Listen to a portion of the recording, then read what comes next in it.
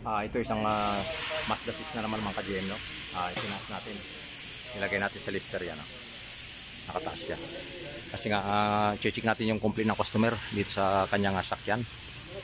So, ngayon, yan po, kung makikita ninyo, tagas ng langis hanggang dito sa likuran, no? Kasi nga, pagka tumatakbo siya, bali umano na yung hangin dito, kaya pumupunta dito sa likuran yung mga langis niya na may tagas.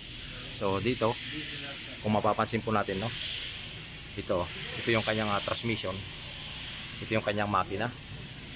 Tapos yung kanyang drain plug. Bali may kunting leak dito pero hindi naman yung kalakasan. So bali dito ang nakita natin dito sa pagitan ng transmission sa makina. Ayan, kita nyo yung dinaanan ng langis, malinis na malinis siya.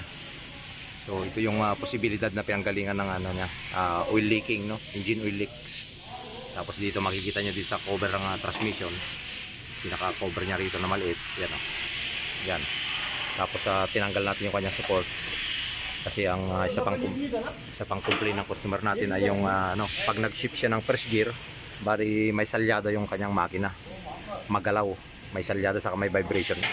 So kung nakita natin to, ito yung kanyang support, yung kanyang bracket support, no? Yan, sira na yung pinaka-rubber niya sa loob. Sira na siya. So ito yung dahilan kung bakit siya may salyada pagka nag-shift siya. Ano to, isang automatic to mga ka-GM. Tapos ito naman kanyang lower support dito. Yung pinakano niya ay okay naman. Ayan, tinatanggal natin yung tornilyo niya. So okay pa siya. Ito, okay naman yung kanyang support dito. Walang problema ito. Ito lang, itong isa. Dito kasi nakalagay ito. Yan. Yan. Bago itong pinaka lower support niya dito sa transmission talaga yan. Yan siya nakalagay. Tapos itong pinaka bracket support niya dito. Yan, dyan siya nakalagay mga ka-GM. Tinanggal ko siya kasi nga i-order natin to, papalitan natin. Kailangan na tingnan natin mabuti.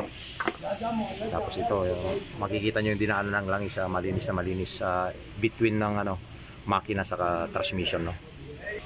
Sigurado ito rear engine na crankshaft oil seal, no? Yung problema niya sa crankshaft sa likuran, yun ang kailangan na kailangan maibaba itong niya, itong pinaka transmission niya, ma-pull down natin para mapalitan kung ano yung ma-check natin kung ano yung mga oil seal na nasira sa loob.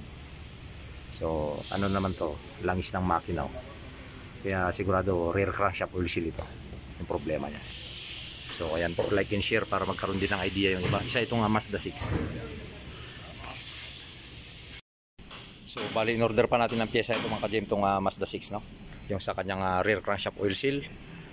Tapos yung kanyang support doon sa kanyang pinaka bracket support sa transmission. Yan sa itong Mazda 6.